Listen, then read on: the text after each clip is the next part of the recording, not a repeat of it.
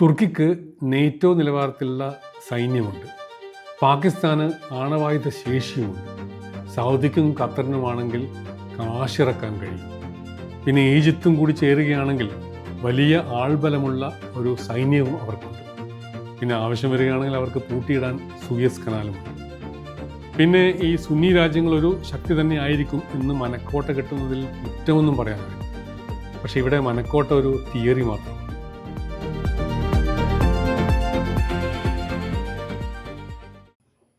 ഷിയ അച്ചുതണ്ട് അഥവാ ഷിയ ആക്സിസ് വലിയ പ്രതീക്ഷയോടെയാണ് ഉണ്ടാക്കിയെടുത്തത്. ഒരർത്ഥത്തിൽ പറഞ്ഞാൽ ഇറാനിലെ ആയത്തുള്ള ഭരണത്തിൻ്റെ ഒരു മാസ്റ്റർ സ്ട്രോക്ക് തന്നെയായിരുന്നു ഈ ഷിയ അച്ചുതണ്ട്. നേരിട്ട് ഇസ്രായേലിനോട് യുദ്ധം ചെയ്യാൻ പോയി ദയനീയ പരാജയം നേരിട്ടവരാണ് സുന്നി രാജ്യങ്ങളായ ഈജിപ്തും ജോർദനും ഇറാഖും പിന്നെ അവരെ സഹായിച്ച സൗദി അറേബ്യയും മറ്റും. ഈ രാജ്യങ്ങൾക്കിപ്പോൾ പലസ്തീൻ പ്രശ്നത്തോടുള്ള സമീപനം ഏതാണ്ട് നിങ്ങളുടെ പാടായി എന്നതാണ്. അങ്ങനെ അവർ പബ്ലിക്കായി പറയില്ല. ഒരു പോസ്റ്റ് ഇസ്ലാമിക് കാലഘട്ടത്തിലേക്ക് കടക്കാനുള്ള ഒരു ആഗ്രഹം അവയിൽ പല രാജ്യങ്ങൾക്കുമുണ്ട്. ഉദാഹരണത്തിന് യുണൈറ്റഡ് അറബ് എമിറേറ്റ്സിന് ആ ആഗ്രഹം കലശലായുണ്ട്. സാഹോദര്യത്തെക്കാൾ ഉപരി സാമ്പത്തിക മുന്നേറ്റം ഉണ്ടാവണമെന്ന് സൗദി അറേബ്യയും ആഗ്രഹിക്കുന്നുണ്ട്. ഈ ഒരു യാഥാർത്ഥ്യത്തിൻ്റെ അർത്ഥം ശരിക്കും മനസ്സിലാക്കിയാണ് ഇറാനിലെ ഇസ്ലാമിക റിപ്പബ്ലിക് ഭരണകൂടം ഷിയ അച്ചുതണ്ട് എന്ന ആശയത്തിന് രൂപം കൊടുത്തത്. മിഡിൽ ഈസ്റ്റിൽ മേധാവിത്വം ഉറപ്പിക്കണമെങ്കിൽ ജൂതരാജ്യത്തെ തോൽപ്പിക്കാൻ കഴിഞ്ഞാൽ മാത്രം മതി. മുല്ല ഭരണത്തിന് നേരിട്ട് അത് ചെയ്യാനുള്ള പാങ്ങില്ല. അതുണ്ടാകാൻ അവർക്ക് 2 ഐറ്റങ്ങൾ അല്ലെങ്കിൽ 3 ഐറ്റങ്ങൾ വേണം. ഒന്ന്, ഇസ്രായേലിൻ്റെ അയൽ രാജ്യങ്ങളിൽ പ്രോക്സികൾക്ക് പരിശീലനവും ആയുധവും കൊടുത്ത് ഇസ്രായേലിന് ചുറ്റും ഒരു അഗ്നിവലയം സൃഷ്ടിക്കുക. അതാണ് ഹമാസ്. ഗാസയിലെ സുന്നി പോരാളി സംഘമാണെങ്കിലും ഇസ്രായേലിനെ ഇല്ലാതാക്കണമെന്നതിൽ അർപ്പിത മനോഭാവമുള്ളവരാണ് അവർ. ഇറാൻ മുല്ലമാരുടെ മെയിൻ ഐറ്റം ലെബനനിലെ ഷിയ പോരാളി ഗ്രൂപ്പായ ഹെസ്ബുള്ളയാണ്. 1-2 കൊല്ലം മുമ്പ് വരെ ഇസ്രായേലിന് പോലും ഈ ഷിയ പോരാളികളെ ഭയമായിരുന്നു. അവരെ പോലെ തന്നെ പരിശീലിപ്പിച്ച ഷിയ പോരാളി ഗ്രൂപ്പുകൾ ഇറാഖിലും അതുപോലെ സിറിയയിലുമുണ്ട്.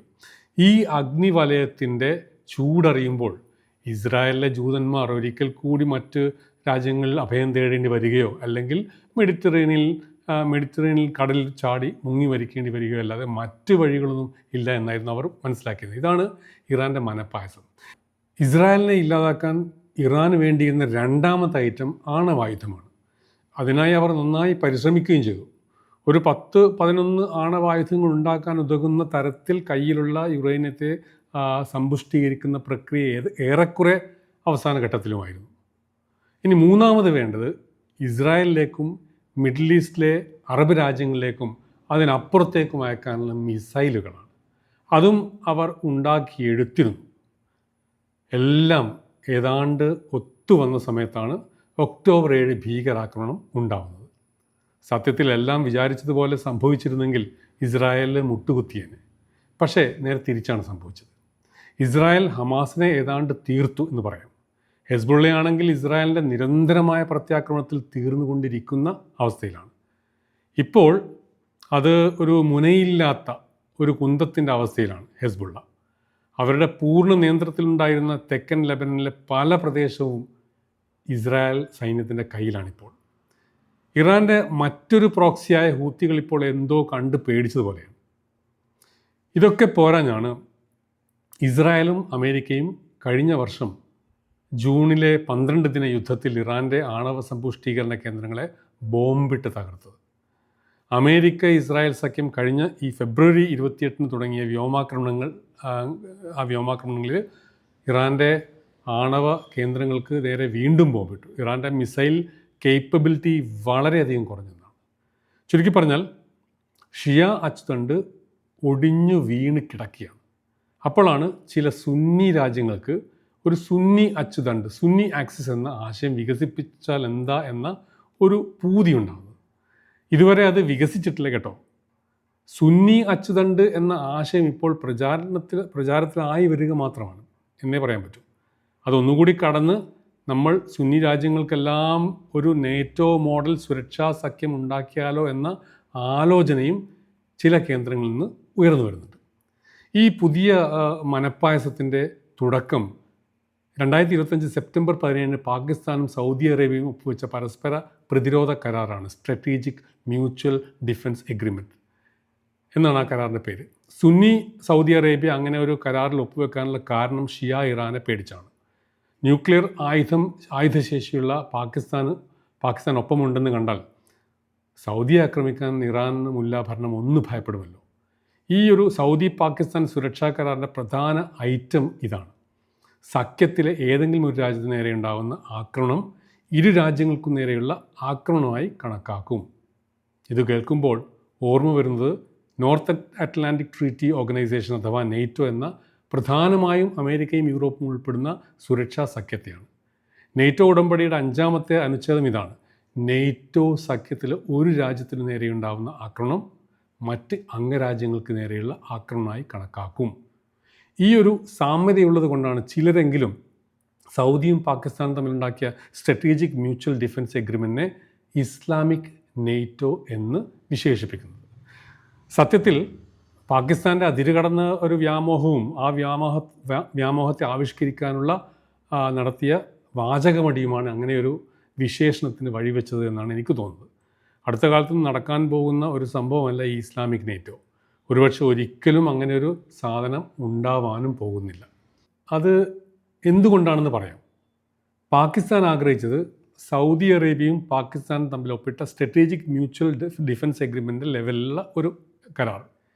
ഈ സാധനത്തിനെ, അതായത് ഈ കരാറിനെ എക്സ്പാൻഡ് ചെയ്യാവുന്നതാണ് അഥവാ വിപുലീകരിക്കാവുന്നതാണ്. അങ്ങനെ കരാറിനെ വിപുലീകരിക്കാനുള്ള നടപടികൾ പുരോഗമിക്കുകയാണ് എന്നാണ് പാകിസ്ഥാൻ മന്ത്രിമാർ തന്നെ പറഞ്ഞത്. എന്ന് വെച്ചാൽ മറ്റു രാജ്യങ്ങളെയും കൂട്ടിച്ചേർത്ത് ഒരു കൂട്ടായ സുരക്ഷാ സഖ്യം ഉണ്ടാക്കാം. എന്നാൽ ആരാണ് ഈ രാജ്യങ്ങൾ? അതിലേറ്റവും പ്രധാനപ്പെട്ട രാജ്യം തുർക്കിയാണ്, സുന്നി തുർക്കി. പിന്നെ സാധ്യതയുള്ളത് സുന്നി ഖത്തറാണ്. അതിനുള്ള നീക്കങ്ങൾ ഇതിനകം തന്നെ നടക്കുന്നുണ്ട് എന്നായിരുന്നു പാകിസ്ഥാൻ്റെ തള്ള്. പിന്നെ ചേരാൻ സാധ്യതയുള്ള 5ാമത്തെ രാജ്യം ഈജിപ്താണ്. നമുക്കറിയാവുന്നതുപോലെ എല്ലാം സുന്നി രാജ്യങ്ങളാണ്. റാസ ഹയാത്ത് ഹറാജ് പാകിസ്ഥാൻ്റെ പ്രതിരോധ ഉൽപ്പാദന മന്ത്രിയാണ്. 2026 ജനുവരി 15 റോയിട്ടേഴ്സ് വാർത്താ ഏജൻസി റിപ്പോർട്ട് ചെയ്ത ഒരു അഭിമുഖത്തിൽ പറഞ്ഞത് ഇങ്ങനെയാണ്: പാകിസ്ഥാൻ, സൗദി അറേബ്യ, തുർക്കി ത്രികക്ഷി കരാറിനുള്ള നടപടികൾ പുരോഗമിച്ചുകൊണ്ടിരിക്കുന്നു. അദ്ദേഹം പറഞ്ഞതാണ്, the Pakistan Saudi Arabia Turkey trilateral agreement is something that is already in the pipe line. അതായത് കഴിഞ്ഞ ജനുവരിയിൽ തന്നെ തുർക്കി ത്രികക്ഷി സുരക്ഷാ സഖ്യ കരാറിൽ ചേരുന്നതിനായുള്ള അന്തിമഘട്ട ചർച്ചയിലാണ് എന്ന്. ഓർക്കുക, തുർക്കി എന്ന രാജ്യം പാകിസ്ഥാനെ സംബന്ധിച്ചിടത്തോളം വളരെ പ്രധാനപ്പെട്ട രാജ്യമാണ്.